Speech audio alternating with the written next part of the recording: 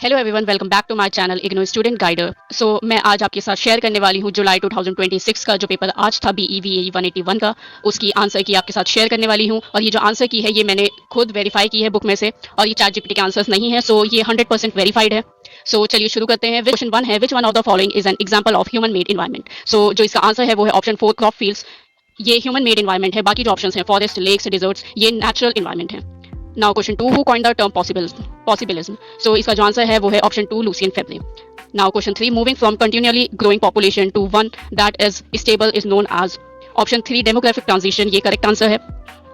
Now question 4, air component of biosphere is known as. Option 4 atmosphere is the correct answer. जो lithosphere है ये land component होता है, atmosphere air component होता है, और हाइड्रोस्फेयर वाटर कंपोनेंट होता है। Option 4 is the correct answer. Now question 5, composers are otherwise known as. Option 2 saprophytes. Saprophytes को ही डिकम्पोजर्स कहते हैं और डिकम्पोजर्स को ही सैप्रोफाइट्स। ये एक है, उसके 5th ट्रॉफिक लेवल पे आती है। Option 1 is the correct answer. Now question 7, the main reservoir of nitrogen in the biosphere is. Option 3 atmosphere is the main reservoir of nitrogen in the biosphere. Question 8, spruce, fir and pine are found in. Option 1 coniferous forest में ये तीनों पाए जाते हैं। Now question 9, organisms which live at the air water interface are known as. Option 1 न्यूस्टॉर्म। Now question 10, which one of the following is not a part of lentic ecosystem. जो river है ये lotic ecosystem का part है, ना कि lentic ecosystem का। 4 option is the correct answer. Now question 11, estuary is a transition zone representing unique ecological features. ये जो लाइन है ये एग्जैक्ट बुक में दे रखी है, बीच में कुछ वर्ड्स हैं अलग, लेकिन अल्टीमेटली जो ये लाइन है वो यूनिक इकोलॉजिकल फीचर्स से ही जाके मिलती है। ये फुल लाइन आप देखेंगे तो इसमें unique ecological features, option 4 is the correct answer. Now question 12, which of the following is a renewable resource. जो ऑप्शन 3 है बायोगैस, ये रिन्यूएबल रिसोर्स है। बाकी जो ऑप्शंस हैं ये नॉन रिन्यूएबल रिसोर्स हैं। Now question 13, the process by which solid water changes directly to vapour is known as. Option 2 sublimation. इसमें ये जो प्रोसेस है इसमें सॉलिड वाटर डायरेक्टली वेपर में चेंज हो जाता है, और option 2 is the correct answer. Now question 14, the aquifer is. Option 3 जो है layer of rock through which water percolates down, ये एक्विफायर की डेफिनेशन है। Option 3 is the correct answer. Now question 15, the most effective treatment of alkaline soil is. Option 2 gypsum. ये most effective treatment है alkaline soil को ठीक करने का। Gypsum is the correct answer. Now question 16, which one of the following statements is not correct about tropical rain forest. जो इसका option 1 है, it covers less than 27% of the earth's land surface. जो यहाँ पे परसेंटेज है वो 7% होनी चाहिए, लेकिन यहाँ पे 27% लिख रखा है। Option 1 is the correct answer. ये ट्रॉपिकल रेन फॉरेस्ट के बारे में स्टेटमेंट सही नहीं है। Now question 17, joint forest management was started in the state of. Option 4 West Bengal में जॉइंट फॉरेस्ट मैनेजमेंट स्टार्ट हुआ था। Now question 18, which one of the following is not non timber forest product. जो fire woods हैं, option 3 ये correct answer है, और ये non timber forest product में नहीं आता। बाकी जो ऑप्शन है ये नॉन टिम्बर फॉरेस्ट प्रोडक्ट में आते हैं। Now question 19, in which of the following ecosystem maximum diversity is found. जो कोरल रीफ्स है, ऑप्शन 2 ये करेक्ट आंसर है इस क्वेश्चन का। यहाँ पे मैक्सिमम डाइवर्सिटी फाउंड होती है। Now question 20, hot spots are region of high. Option 4 endemism. जब आप हॉट स्पॉट्स की डेफिनेशन पढ़ेंगे तो उसमें हाई एंडेमिज्म आपको लिखा हुआ मिल जाएगा। Option 4 is the correct answer. Now question 21, which of the following biographic zone in India covers the largest area.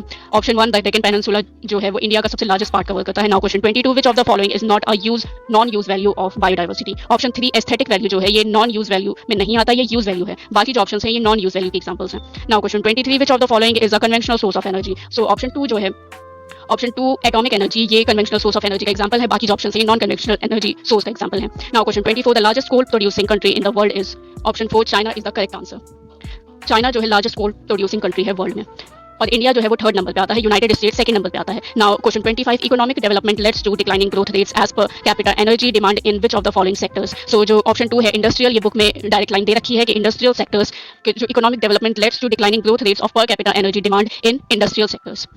Option 2 is the correct answer. Now question 26, a biomass gasifier converts solid fuel to gaseous fuel. Option 1 is the correct answer. Now question 27, sludge gas largely consist of. Option 3 methane. Sludge gas में सबसे ज्यादा methane पाया जाता है। Now question 28, which one of the following is not a fragile habitat. जो grassland है ये fragile habitat में नहीं आता। बाकी जो ऑप्शन है coral reefs, oceanic islands and mountain tops, ये फ्रेजाइल हैबिटेट्स में आते हैं। Now question 29, which one of the following is a biosphere reserve in India. Option 4 जो है नीलगिरी, ये बायोस्फीयर रिजर्व इंडिया में आता है। Now option 4 is the correct answer. Now question 30, which one of the following provides genetic insurance. Option 1 जो है seed bank की genetic insurance provide करता है। Option 1 is the correct answer. Now question 31, which of the following is not one of the benefits local people derive from buffer zone. जो camping है, grossing है, grazing है और farming है, ये लोग बफर जोन से इनके बेनिफिट्स ऐसे लेते हैं, लेकिन हंटिंग जो है ये बफर जोन में करनी अलाउड ही नहीं होती। हंटिंग का बेनिफिट नहीं हो सकता किसी को भी। Option 4 is the correct answer. Now question 32, the major source of radon is. Option 3 building material. जो ये रेडॉन का मेजर सोर्स है। Now question 33, which one of the following is not a natural pollutant. जो smoke है, option 2 ये natural pollutant में नहीं आता। बाकी pollens, decay of organic matter, gases from volcanic eruption, ये नेचुरल पॉल्यूटेंट्स में आते हैं। Now question 34, water polluted with organic waste is measured by. जो बुक में दे रखा है वो है ऑप्शन 1 मोस्ट प्रोबेबल नंबर, ये मेजर करता है water polluted with organic waste, जैसे कि बैक्टीरिया हो गया ऑर्गेनिक वेस्ट में, बैक्टीरियाज को ये मोस्ट प्रोबेबल नंबर मेजर करता है. Now question 35 dash refers to the entry of pollutant in a food chain. Option 1 bioaccumulation refers to the entry of a pollutant in a food chain. Now question 36, which one of the following is not a part of phase separation process, physical treatment of solid waste. Question directly यही पूछा है कि physical treatment of waste में कौन सा इनमें से option नहीं आता. So lagooning, prolonged tank storage, sludge drying और कंपोस्टिंग. सो ऑप्शन 4 जो है कंपोस्टिंग, ये फिजिकल ट्रीटमेंट ऑफ वेस्ट में नहीं आता, ये composting biological treatment of waste में आता है. So option 4 is the correct answer. Now question 37, the cost of operation of incineration is dash if the heat content of waste is not reutilised. Now options are low, insignificant, very high, varies. So जो option 3 है very high, इसका cost of operation very high हो सकता है if जो heat content है waste का वो रीयूटिलाइज ना किया जाए. So very high is the answer of question 37. Option 3 is the correct answer. Now question 38, which one of the following is not a characteristic of waste. Options are toxicity, reactivity, non corrosiveness, radioactivity. So option 3 जो है non कोरोसिवनेस, ये characteristic of waste नहीं है, बल्कि इसकी जगह कोरोसिवनेस जो है वो वेस्ट की कैरेक्टरिस्टिक है, नॉन कोरोसिवनेस वेस्ट की कैरेक्टरिस्टिक नहीं है. So option 3 is the correct answer. Now question 39, which of the following is not one of the 8 missions of National Action Plan on Climate Change NAPCC. Options are national rural health mission, national solar mission, national mission for green India, national water mission. So option 1 जो है national rural health mission, ये 8 missions में नहीं है national action plan के. सो option 1 is the correct answer. Now question 40, which of the following units is used for measuring the concentration of ozone. Option 4 जो है Dobson, ये concentration of ozone को major करता है, बाकी जो ऑप्शन है वो नहीं करते. Option 4 is the correct answer. Now question 41, what is the approximate percent of solar radiation which is absorbed by the atmospheric gases. Options are 10%, 20%, 30%, 40%. So option 2 जो है 20%, ये करेक्ट आंसर है. इतना परसेंटेज सोलर रेडिएशन का atmospheric gases absorb करती हैं. सो option 2 is the correct answer. Now question 42, the ministry of environment, forest and climate change in government of India was created in the year. Option 3 1985 में ये create हुआ था. सो option 3 is the correct answer. Now question 43, the abbreviation NBA stands for national biodiversity authority, national biological authority,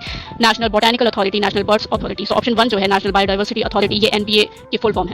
So option 1 is the correct answer. Now question 44, which convention was on persistent organic pollutants. So जो convention है वो जो POPs पे convention बनाया गया है वो है Stockholm Convention. Option 4 is the correct answer. Now question 45, during the 14th century more than half the population of Europe and Asia died due to option 2 bubonic plague से 14th century में more than half the population of Europe और Asia मर गई थी. So option 2 is the correct answer, bubonic plague. Now question 46, which of the following is not due to behavioral influences. So options are smoking, alcoholism, mongolism, chewing tobacco.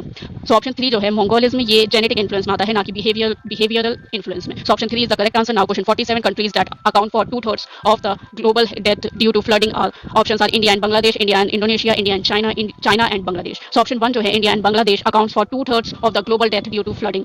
So option 1 is the correct answer. Now question 48, strong sense of responsibility for a particular part of nature is known as anthropocentrism, biocentrism, ecocentrism, stewardship. So option 4 जो है stewardship, ये इनका जो view है वो ये है कि strong sense of responsibility for a particular part of nature. इनके पास स्ट्रॉन्ग सेंस ऑफ रिस्पॉन्सिबिलिटी होती है नेचर के लिए, पर्टिकुलर पार्ट ऑफ नेचर के लिए. So stewardship is the correct answer. Now question 49, communities residing near waste disposal sites receive less economic benefit than communities generating waste represents. So option 2 जो है geographical inequality, ये example दे रखा है question में. सो geographical inequality का जो example है वो है communities residing waste disposal sites receiving less economic benefits.